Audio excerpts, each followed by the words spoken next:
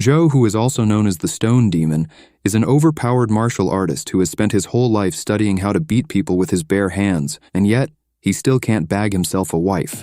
His story begins when he announces his presence to the world by entering a martial artist competition which gathers the nation's sects. The Stone Demon has already beaten a considerable number of contenders to reach the final rounds of the competition. He reveals to be from the Ren Tian sect when introducing himself to his next opponent. Zhou is faced with a swordmaster who painfully puts down his sword when he finds out that Zhou doesn't fight with a weapon. The guy is looking to make it a fair contest. The crowd goes crazy after witnessing such sportsmanship. The two fighters take their stance. The master makes the first move, but he slips on his blade and hits the splits like a gymnast after sensing Zhou's tiger aura. The master quivers in pain as he acknowledges Zhou's strength. The fangirls from his sect rush onto the stage to make sure that their senior is okay. They are upset with Zhou for defeating their guy as they snatch the blade and leave the stage. The judges announce Zhou as the winner, and the next contender steps up. He is confused when his opponent pulls out some string and makes a net with it. The Stone Demon wastes no time and takes it away from him, but this leads to a tug of war between the two, which causes the thread to snap. The opponent falls to the ground devastated because the rope was given to him by his wife.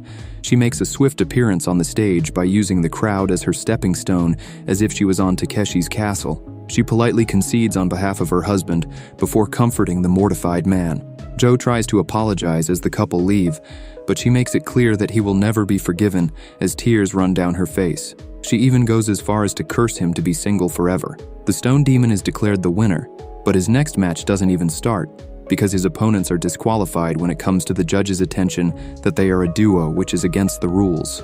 The pair are not bothered by the verdict because they seem to love each other, and they express this as they make comments about how Zhou has never been in a relationship, judging from the way he is looking at them. The Stone Demon is announced as the winner of the tournament. Later that evening, he notices that a lot of couples are enjoying the post-competition celebration. Zhou is confused that all the losers seem to be happier than him. His hope of further acknowledgement gets crushed when one of the judges comes over to tease him for being alone. He cries because he's the best martial artist around but feels so lonely. The following day, Zhou gets some tea and feels like the crowd at the competition didn't like him, but he has won honor for his sect, so he tries to find comfort in that. However, experiencing the pain of being single is still eating away at him. He thinks back to how Grandmaster Ren made him obsessed with martial arts by telling him that he's the future of the sect because he was a genius. This made him drill his juniors with training while his Grandmaster used to play board games. Zhou is sure that this is why his subordinates all fear him. He gets up to rush back to the temple to explain things to his Grandmaster, but he pauses in his track when he hears Yu calling to him. He turns to find her tied upside down, surrounded by the Black Axe Gang. They give him a hostile vibe when he tries to ask them what the issue is. The residents scurry into their homes and close the doors when they sense the trouble coming. Yu headbutts and breaks free from her bondage when one of the criminals eats her pastry. She continues to beat him till the criminals decide to move their interaction to a more discreet location. They are confronted by the gang leader called Lu. Zhou assumes that they are monks based on his bald head. Lu reveals that his beef with Yu is because she broke their weapons. He also gets annoyed when he figures that Zhou thinks that they are monks. His minions get excited as they ask their boss to show the Stone Demon his unique skill. Lu tries to display his strength by uprooting a small tree, but he almost injures his back. His subordinates save him from embarrassment by pointing him to an even smaller one. As he pulls it out, Zhou uproots a huge one to their shock. Lu doesn't want trouble and pretends to be a monk. This allows him and his men to escape with their lives as they accept the tree as a gift.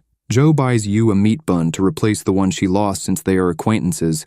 The girl is very grateful and informs him that she has made him another weapon. He reminds her that he uses kung fu and pleads with her to stop making weapons for him. She doesn't listen and presents a metal hula hoop which has blades on it.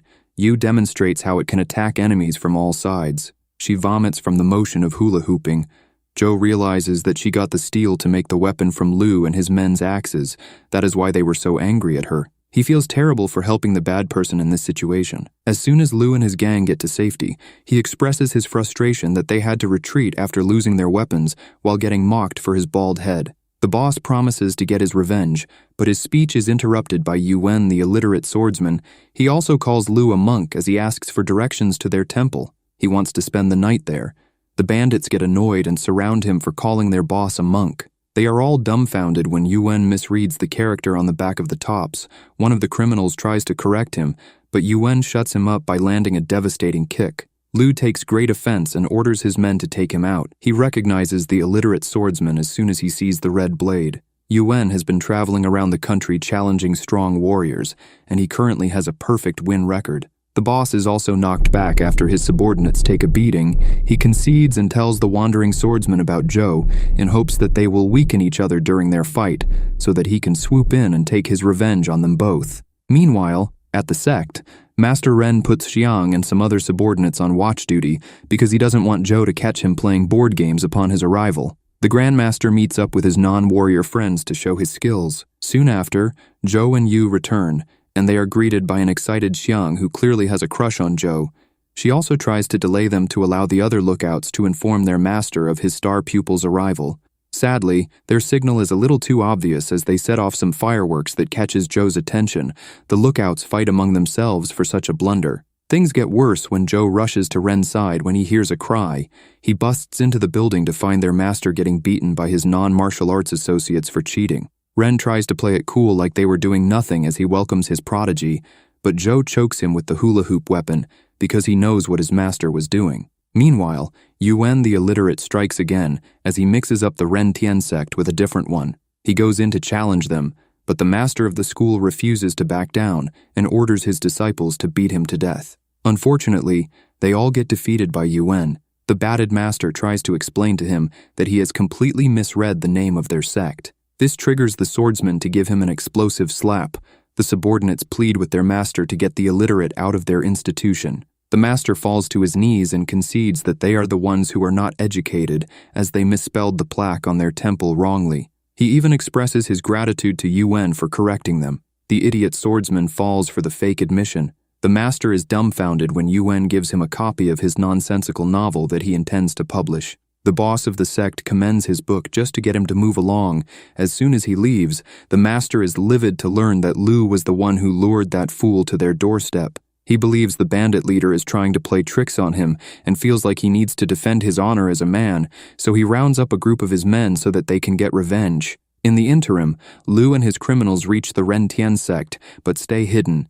The bandit leader hopes to attack after the two fighters have worn themselves out. One of his men reminds him that their weapons was destroyed. All the while, Zhou sits on the cliff, and from behind, Ren thinks that he is sobbing, but when he gets closer, he is stunned to see his prodigy stuffing his face. The stone demon opens up about how lonely and empty he feels even after winning the tournament. He is surprised that the losers had more fun than him. Ren suggests that he go on a date since he's going to be 20 soon.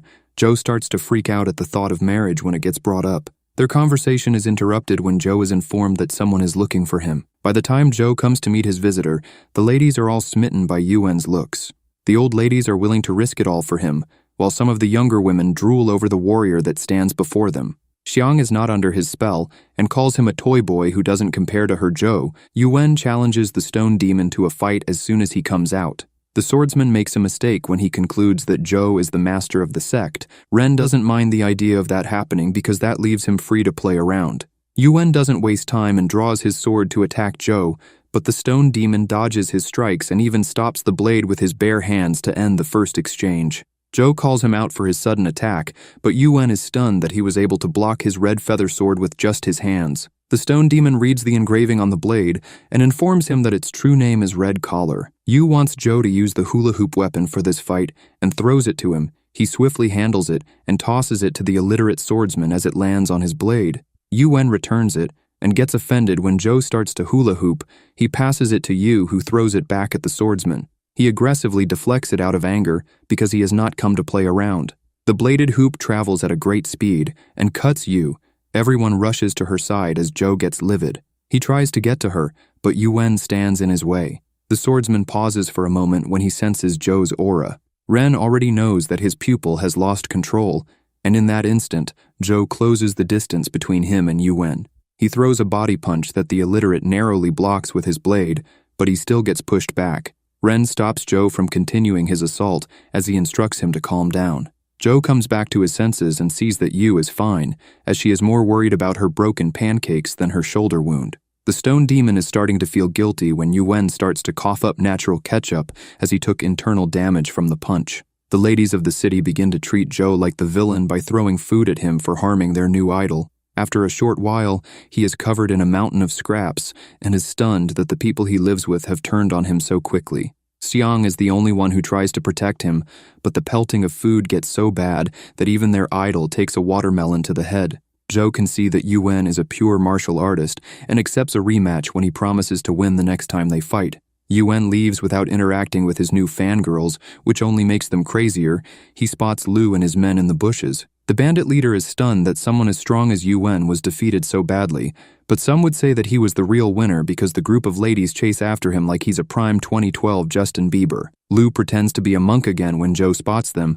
The stone demon apologizes again, but that is interrupted when the boss of the other sect confronts the bandit leader while also threatening to destroy the Rentian sect. Zhou has an irritated look on his face after hearing that. He ends up beating them and getting them arrested by the government. An official formally thanks Ren for his services and even gives some gifts.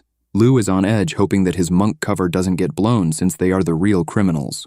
Later that night, Zhou meets up with Yu to help him find love. He is a little disheartened when he realizes that she has taken him to the biggest pleasure house in the whole city. He tries to hide his face as he enters to the warm welcome. The stone demon also figures that she brought him to this establishment to have his fate read. As he passes through the halls, he meets Yuan, who has also come to have his fate told to him. Their conversation is interrupted when Zhou spots a lady behind a fan. From what he can see, he feels like she might be the one. Sadly, the fan comes down to reveal a woman with a face like an old lady boy from Thailand. Zhou loses all hope, and the old lady also berates him for not being a paying customer. He is saved when Yu calls him up to meet Nalan the Oracle for free. Yuan overhears and calls him a shameless hypocrite. All the while, it is revealed that Xiang noticed that something has been wrong with Zhou recently, so she has decided to follow him to get more information. She is devastated that he came to such an establishment and thinks of a whole situation where he meets his true love in there and starts a family, leaving her out. Xiang's nightmare is stopped when Ren taps her shoulder. She snaps at him, but he tells her that he was only conducting a wellness check. The Grandmaster gets upset, but she apologizes and explains the situation to him. He decides to enter to make sure that his top disciple doesn't make a mistake when it comes to love, but he turns away from the entrance because he's too embarrassed to go in. During that interim, Zhou gets nervous waiting and starts to overthink about his appearance. He gets more flustered when Nalan calls to him, so he overhypes himself when giving his introduction. The stone demon is taken aback by how beautiful Nalan is when she comes out. He blushes a little when she calls him handsome. Yu puts Zhou's case forward about how he wants to find love and marriage to the Oracle. Yuan manages to sneak into the meeting and introduces himself. He states that he also came for advice. Nalan informs him that there are no shortcuts to martial arts, so he must keep on trying to pass through his roadblock. The illiterate swordsman interprets this as him needing to continually challenge Zhou till he defeats him. Zhou is told that what he's looking for is right in front of him. He looks at Yu as she cluelessly eats a pastry. However, the idiot turns to Yuan in horror, thinking that his fate is tied to the swordsman. From their reactions, Nalan wonders if the two men understand her reading. Meanwhile, Ren and Xiang find a respectable way to enter the establishment. Xiang is disguised as a servant. The Grandmaster quickly abandons her when his convictions falter. Xiang gets embarrassed and tries to run out, but she is dragged into a room by Fan, who shows interest, but she punches him in the face. The guy gets annoyed and pulls out a gun on her. His acquaintance doesn't want their shady business deal to get exposed, so he excuses himself. Ren's side quest doesn't last long when he's kicked out of the room for being a bad board games player. Back upstairs, the lads are still trying to process their readings, but that comes to an end when they hear female screams coming from below. Zhou jets down to find Xiang beating Fan, but she tries to behave like the damsel in distress by making Fan point the gun at her when she sees Zhou. He's confused to see her at such a place, but before she can fully explain, government officials bust in when they are tipped off about a lead on the case they are investigating. They instruct all the men to squat outside with their hands on their heads. Zhu is stunned to see Ren in the lineup, but the master is so ashamed that he tells his star pupil that he has the wrong guy. The captured men are told that a habitual criminal has stolen the belly bands of some ladies. The victims are brought out to inspect the suspects. They start with Ren and assume that he is guilty given how crusty and old he is. Zhou catches their attention when he expresses his shock that his master could be capable of such a thing. The ladies also judge his appearance and also assume that he must be guilty too. However, their tune completely changes when they get to Yuan. They berate the officials for arresting him and assure him that they believe that he is innocent because they are all attracted to him. They even promise to get him released, but he just wants the women to leave him alone. The master and student are salty that Yuen is getting special attention from the ladies. Joe can't believe his eyes when he notices a piece of the belly band hanging from his master's sash. The officers give the captives a chance to get some food. Joe starts to cry when he recalls all the lessons his master taught him. He doesn't want to see Ren punished, so he gets close to him and pushes the belly band back into his sash so that it is hidden. Joe falls in love at first sight when he meets a female sergeant called G, and she seems to be a fan of Joe.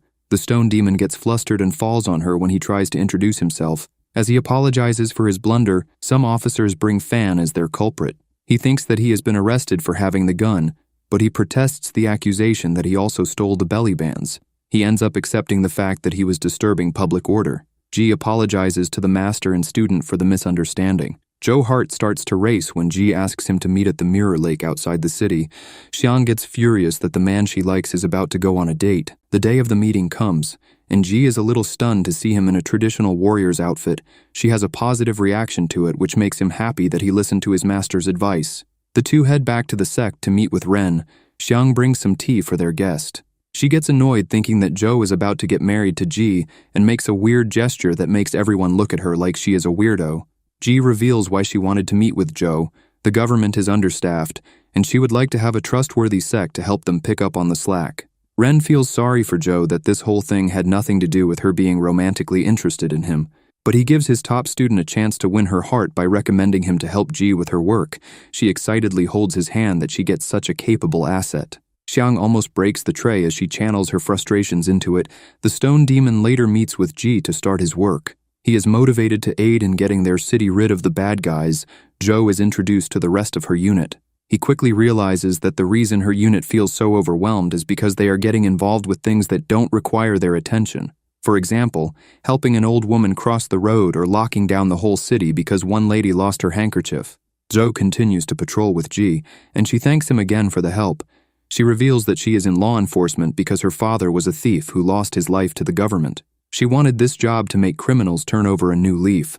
Her narration of her backstory ends when she spots a local bully called Shui in the city. This is strange because the guy is normally in the countryside, and he has committed many crimes. He is also wanted by the imperial court for his illegal activities. Ji has no intention to let him escape. She is a little hesitant because she heard that Shui has been getting help from the snake sage, who has a bad reputation and is notorious for being good at using poison. The sage's whereabouts are unknown, and they don't know his face. Ji marks the location of their target so that the other officials from the government surround the area when they see it. The duo proceed into the pub to further investigate and overhear Shu's conversation with the sage. The village criminal tells his mentor about his business idea to start a snake farm, because their meat is becoming very popular recently. He wants the sage's knowledge about how he tends to snakes so that they can partner up and make a fortune. Ji tries to get closer to hear more, but she does it in the most obvious way possible. Even her targets get uncomfortable when she rolls across the floor to their location. The criminals freeze for a moment and pretend that they didn't see her.